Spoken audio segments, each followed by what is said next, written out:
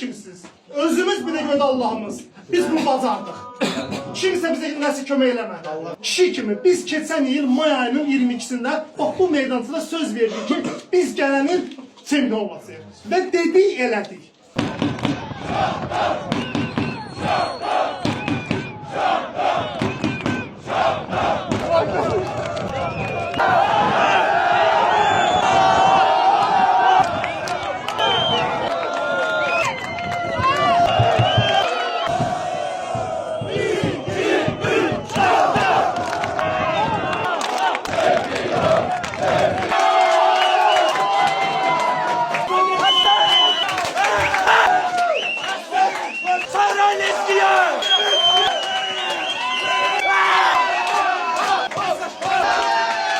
Layiqli çempionluq deyərdi. Möhtəşəm Şaxta Salazar keçlərini ürəkdən təbrik edirəm.